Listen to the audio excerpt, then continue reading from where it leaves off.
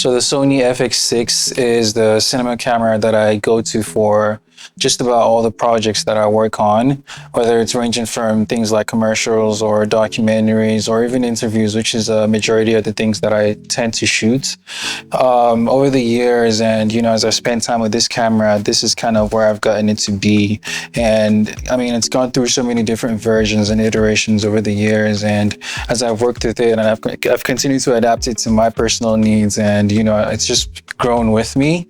So in this video, I just kind of want to run you through what I have and how I've rigged this to suit me and how it caters to my needs specifically. Majority of the times where I work with this, it's always mounted on a tripod. So that's a key consideration and something that's important to note going into this. So I just want to talk you through all the things that I have on here, the specific use cases and how they cater to me. So without wasting any more time, let's just jump right into it. Right, so the first thing by itself is obviously the camera unit, the body. By itself, it's pretty lightweight. And so yeah, this is the starting point. This is where we're gonna start with. The first thing that I typically tend to do is put the top handle on. And this is the proprietary handle that comes with the unit by itself. So this is the first thing that would go on the camera. I like keeping this on because I can still access the menu system with the joystick that's just on top here, and it gives me access to the full menu system without any issues at all. And I don't necessarily need to use the side handle on this side, even though that would give me a bit more control. But again, because this is mostly mounted on a tripod, it's not an essential for me, which is why I tend to kind of do without it. So that's the first thing that I would put on the camera. The next thing is this base plate from Tilta. I like this because it obviously has like two mounting points where there's going to be contact with the camera, and also on the camera it has two mounting points down here as well. So this just goes directly on top of the camera body like so, and then I would just screw this in using this Allen wrench, and it just goes right into the base. Let me just align this, make sure it's level. Yeah.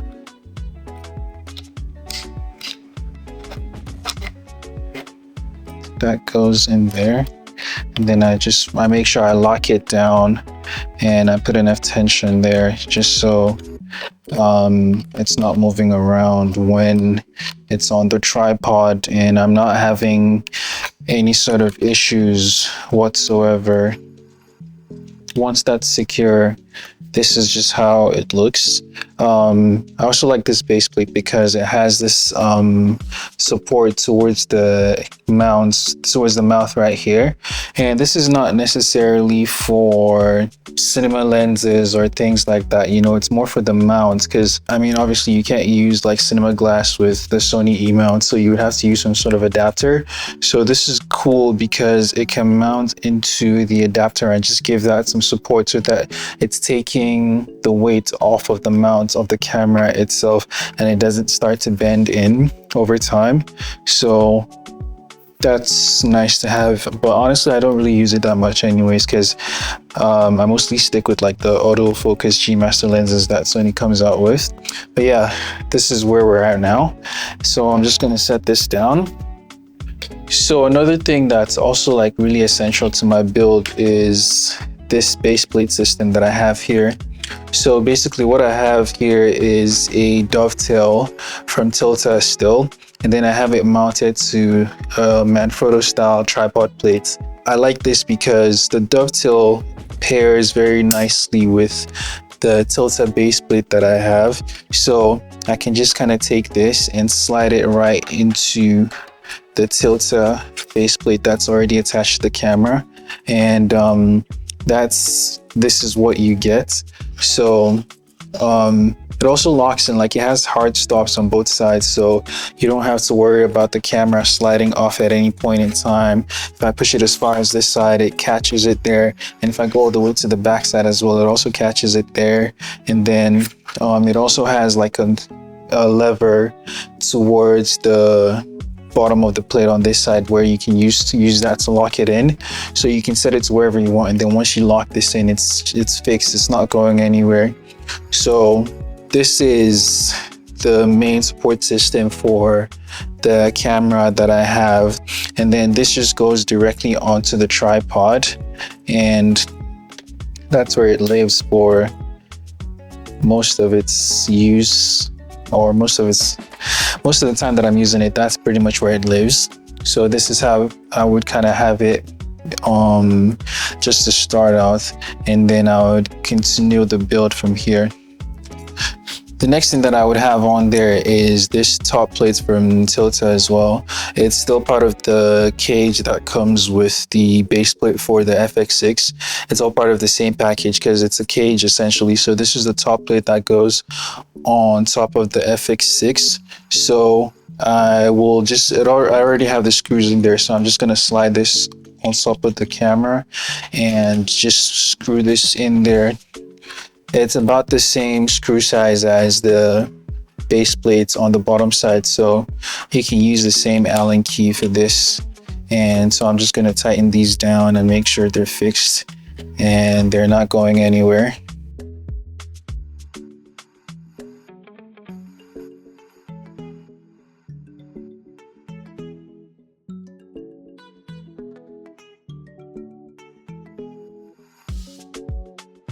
So I like to have this because it has tons of mounting points on top of it where you can just, put on like lots of different accessories, and it's just nice to have in case you want to add extra bits and pieces up there. Like you can see how many mounting points there are up here. So you can mount as many accessories on there as you want, and this is just nice to have. So I'll put this back on the tripod. Lock that back in. Cool. Next thing that goes in is the MPF battery that comes with the camera itself that Sony gives to you in the package. And I like to keep this in there because even though I run this off of V-mounts, it's always nice to have this in there because I know that there's always some sort of backup power that I can fall back to in case I need to swap out my V-mount and I don't want to necessarily turn the camera off. I mean, the good thing is that these boot up pretty fast, so it's usually not an issue, but I just like to have it in there so that I don't have to turn the camera off if I don't want to. So that goes in there. And then next thing that I would put on are my rods. So these are like typical 15mm rods. These are from Small Rig, and the base plate already has it has like mounting points for the rods, so these are just gonna go in there. So I would put one on either side, just slide them in, and once I get them to where I feel like I would want to use them, then I would just tighten this down with the knobs that are attached to the base plates.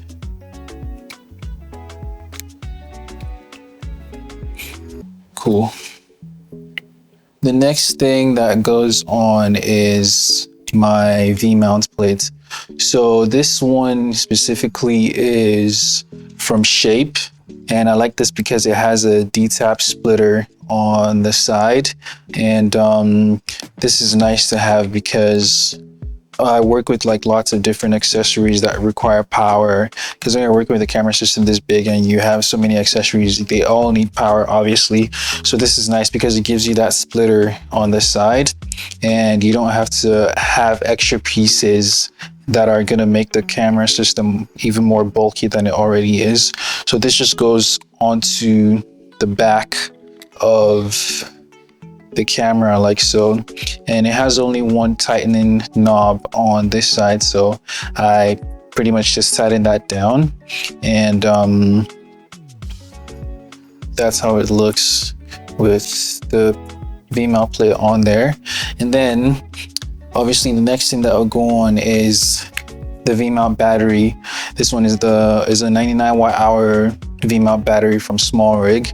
I like this because it has a screen and it lets you see like it lets you see the percentage of your battery, and you know how much power you have left, and it also shows you how much each port is drawing when you're when this is connected. Like, assuming you're using the ports that it comes with, like the ports up here, you get to see just about how much usage each of those ports is drawing, including the DTAP ports on the side.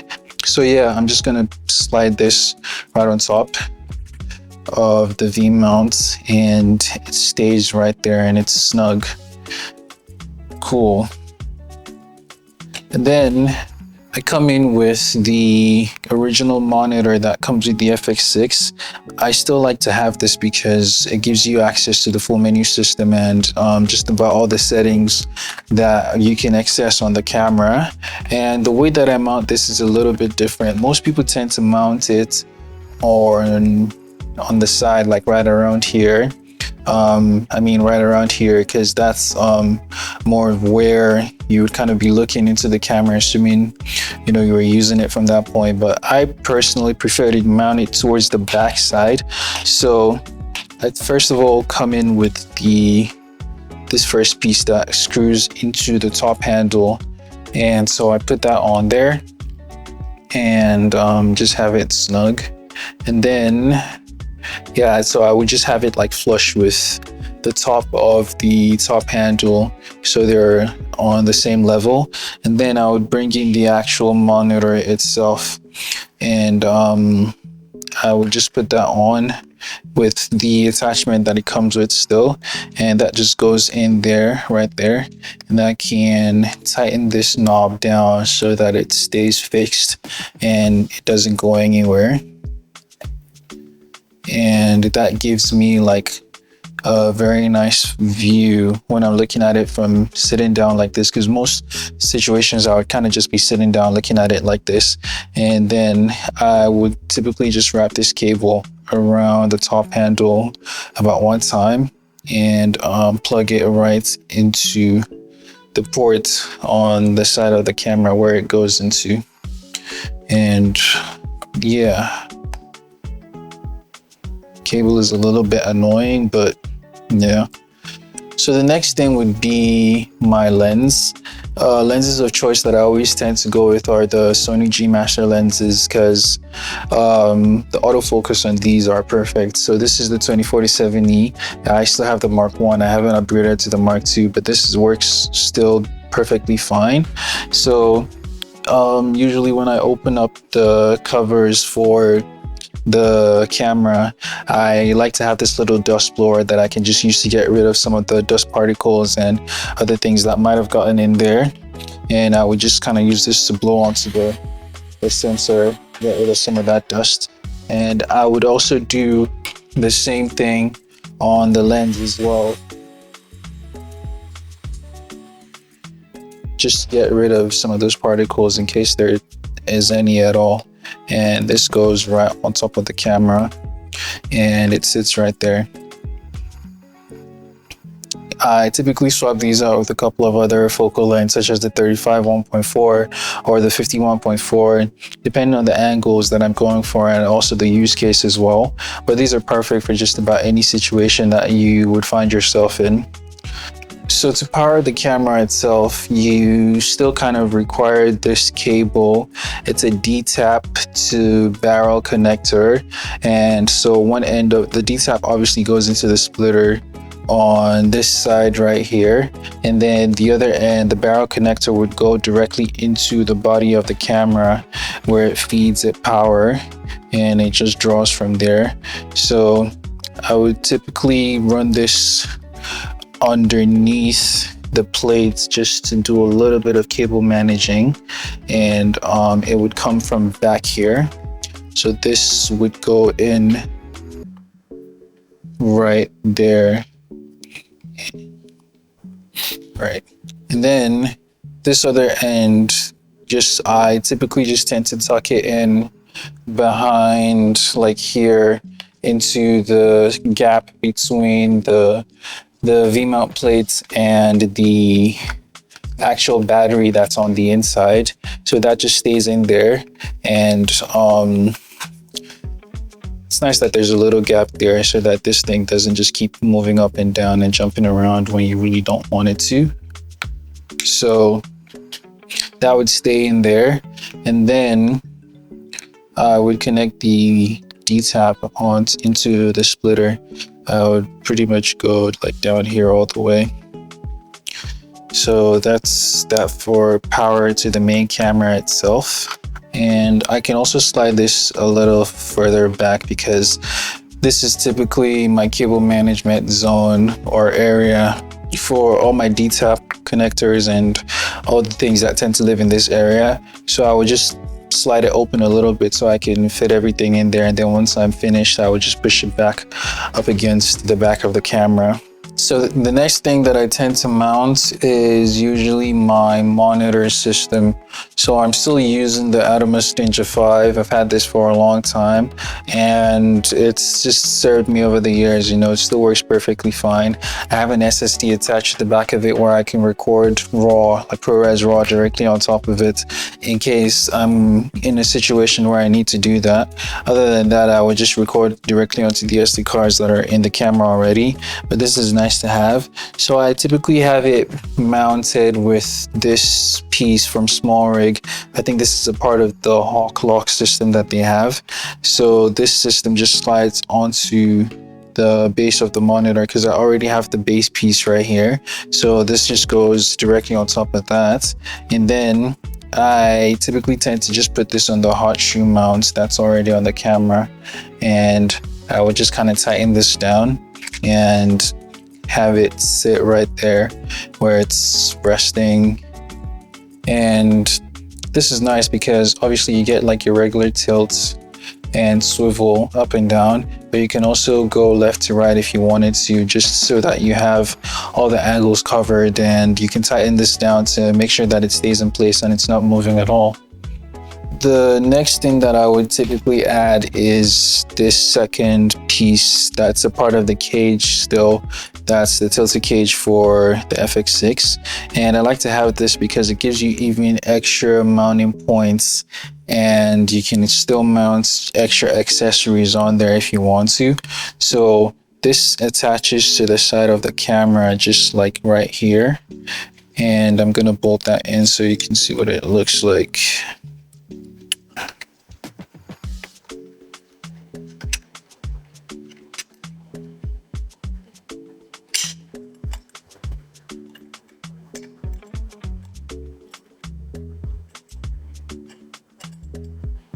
Another extra piece that also goes right onto the side of the camera is this rosette mount. And this is nice because in case you want to add like an extra side handle without having to use the proprietary one that comes with the FX6, you can also kind of do that with this handle, or with this mount, I mean, and then you would just put like an extra handle on there. And that would be cool in case you wanted to go handheld, or you know, just use it in that sort of situation. I don't really use this often because, again, I'm mostly shooting on a tripod with this rig, but it's there, you know, in case you need it. So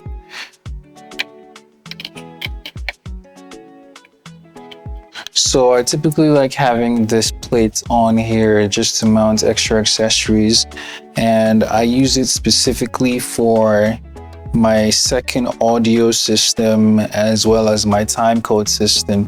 So to mount my timecode generator, I have this mini plate from Condor Blue, and I can just put that onto the side of the camera right here, and I'll be able to mount my timecode generator onto this piece or this part of the plate. Right now I have it just with Velcro that comes with the timecode generator that I have, but over time I'm gonna get like an actual mounting bracket for it so that it's a lot more secure than it currently is. But I would just put this on the side of the cage, like right here, and I'll turn this sideways like so. And then the other piece just comes on here and I can lock that in place. Yeah, so my timecode generator of choice is the Tentacle Sync E. I've had this for quite some time and it's just served its purpose over the years. It's a very nice system to work with. So I would just put that on this side here. I could also just put this directly on top of the body or on top of the side plate by itself as well. But I like having this because if I wanted to take this off, I would just, undo the lock for the plates and I would just be able to, take this off, switch it out if I need to. Honestly, this is just more of a extra additional piece, but again, I just like to have it on there. So I'll put this back on there, lock that down, and then I already have the time code port on the camera set to in because this is going to feed time code into the FX6. So that's going to be with this switch right here, and it's already toggled to the in position. So my timecode cable just goes into the back of the Tentacle Sync E, like right here, and the SDI feeds into the timecode port on the back of the camera. Need to manage this cable a little bit though, that's the annoying part. Yeah, so just switch that. And that goes to timecode.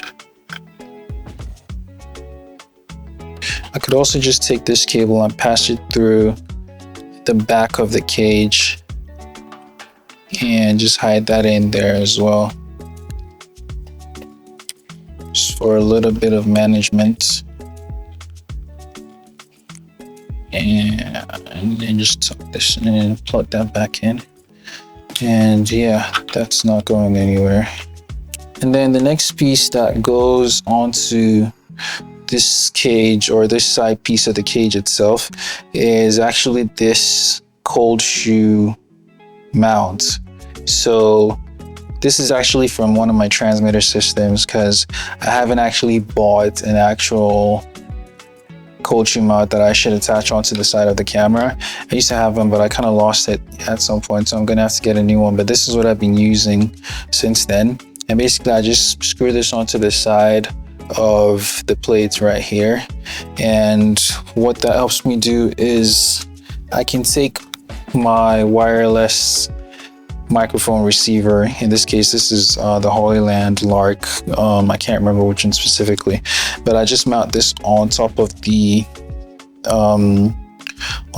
plates like this, and then I can also tighten it down, and it stays right there. And then I would feed this into the top handle, which is another really nice thing about this handle because of the XLRs.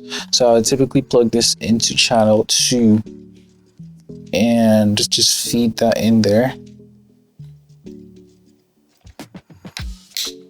And then this port goes into the audio jack on the receiver, and that stays right there.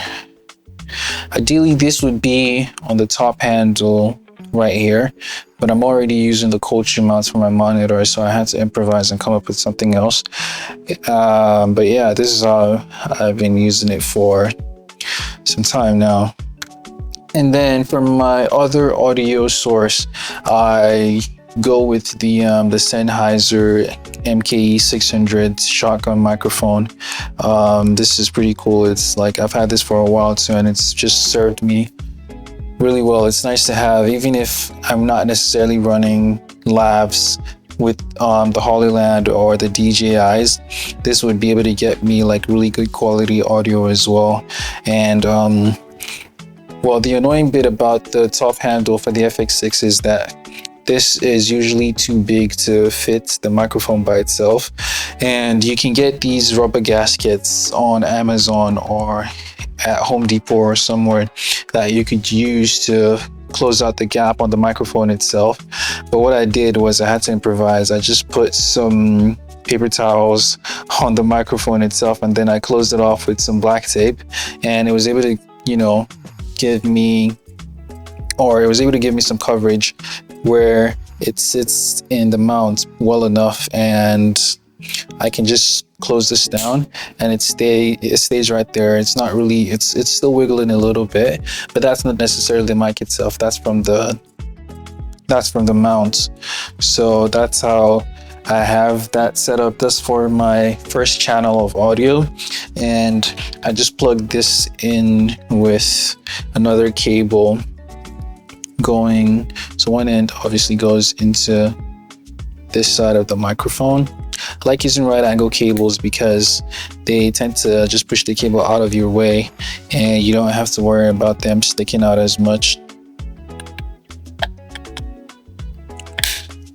And then I would just do a little bit of cable managing here with this clip that's on the top handle itself, and that stays right there. So that's that for audio. For power for the monitor, I use this dummy battery system from SmallRig. It's a dual-sided dummy battery, and so one end or the dummy battery side would just go onto the back of the monitor right here.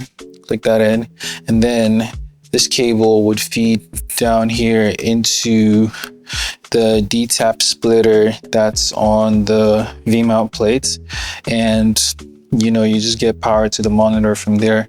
I like this because it shows you how much voltage is running into the camera, or into the monitor, so you can see how much voltage it's using, and it shows you whether it's too high or too low, or if it's just the right amount, so you can always keep an eye on that.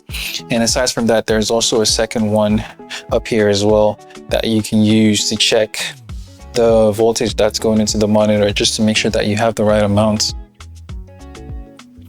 And then to feed for the to get my audio feed from into the camera, or from the camera into the monitor, I use this HDMI cable from Condor Blue again. So I would just plug this end right into the back of the FX6 here.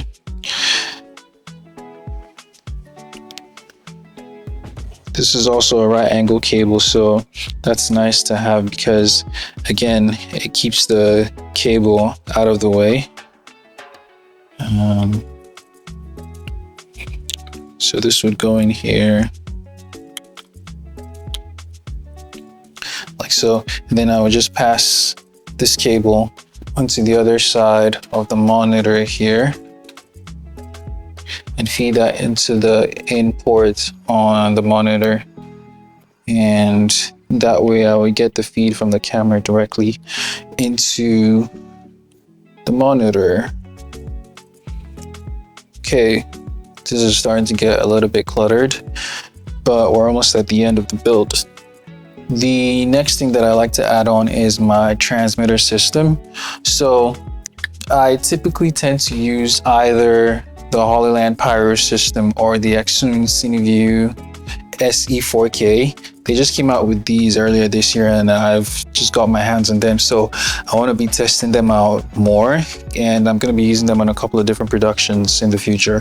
But for the most part, I've been sticking with the Hollyland Pyro system, and I have two ways to mount this, as well as two separate ways to get the feed from the camera into the transmitter.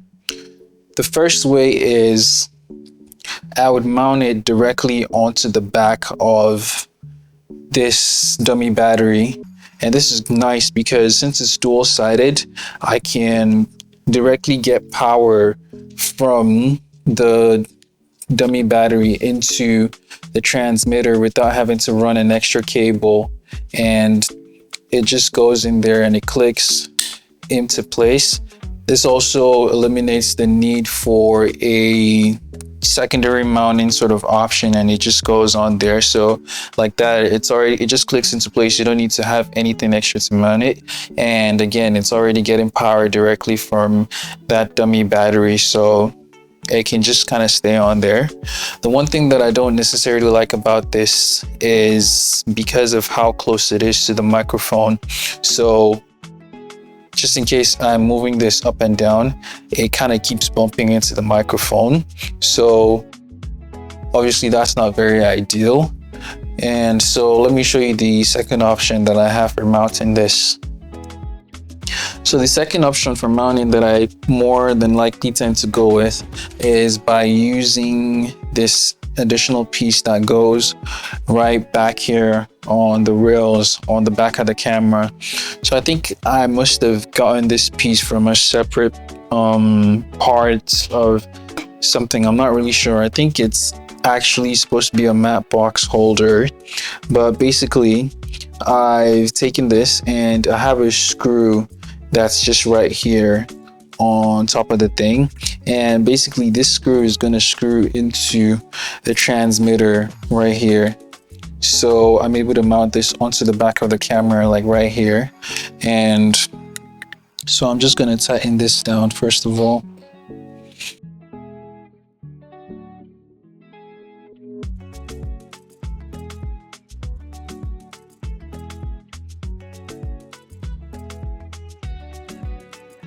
So once I have that piece together, then this just goes onto the back of my camera rig like right here, and that's where it sits on the build.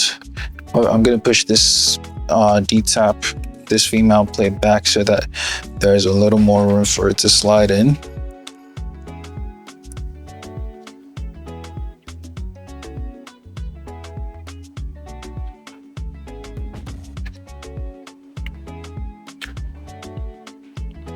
And then I just tighten this down and it stays right here.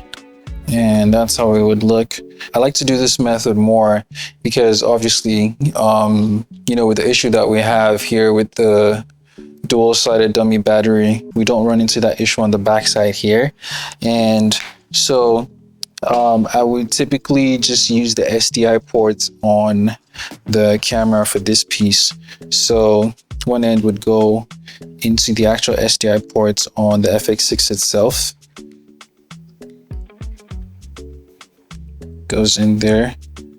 And then the other piece, I would just pass this cable like right through the middle part again, where I do all my cable managing for this back area. And it just feeds into the SDI ports on the transmitter itself on the other side. And that's what it would look like back there. So let's get an SDI in here into this port, and then to power it, I have another cable from Condor Blue. This one is a USB Type-C cable to barrel connector. I wanted to get the D-tap one so that I would just utilize one of the extra D-tap ports on here.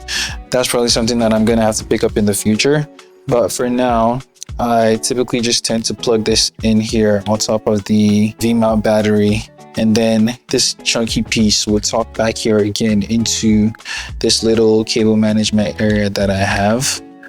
And then I will just feed out the barrel connector through this side. Yes. So this comes out, and then I just plug this into the transmitter itself here, and it gets power directly from the V-mount battery by itself. And I would just flip this, and it's getting power directly from the V-mount up here. So yeah, that's oh yeah, I was wondering why it was taking so long. But yeah, so that's the power solution for the transmission system, as well as, you know, getting the feed directly from the camera itself. Last thing that typically tends to go on the camera is my matte box. So I have this matte box from Small Rig. It's a one-stage matte box. I wish it had more stages because sometimes I like to stack filters, but yeah, so I would just take this off, in case, I mean, if I'm shooting indoors, I don't always have to use it unless there's some sort of light that I'm trying to get rid of. And that would just go directly up on top of this. But before that, I always kind of check to see what filters that I have inside the thing itself. Currently, my favorite filter of choice is this black mist filter. It's from KNF Concepts, and I like the effect that it gives. It just tends to give your images softer highlights, and it also gives like the practical lights in the background some sort of bloom. And I don't always like to add that stuff in post. I like to do it in camera, but if I wanted to do it the other way around, I would just take this out and use the matte box by itself. But this is one of my favorite filters that I've been working with so far. So I would just put that back in here, and then the matte box would go directly on top of the lens right here in the front, and I would just screw that down to make sure it's tight.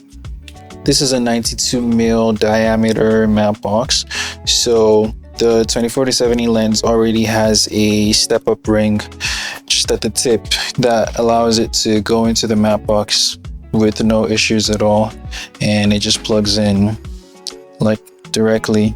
Also, another thing that I really like about this V-mount plate is the fact that it's not directly up against the back of the camera, so I can also access my SD card slots properly without any issues. Like I can just reach back there and replace them or take them out for backups whenever I need to without the plates being in the way. And this is just like the perfect area to store all those excessive cables that you want to get rid of and you don't want to have in the way of your build.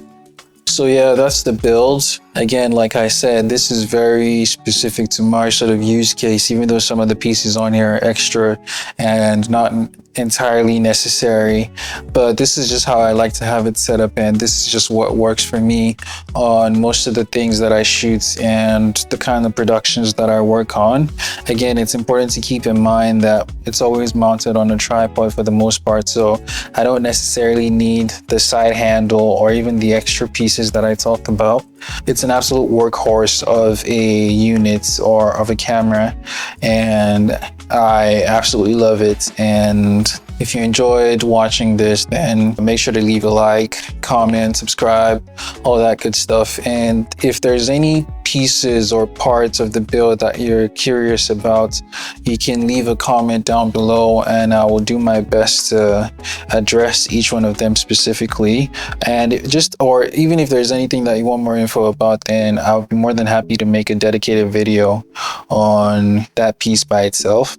I'm also going to try to list all the pieces in the description down below too, so that you can find them in case you want to pick some of them up for yourself. But yeah, that's about it. So yeah, thanks for watching, and I'll see you in the next one. Peace.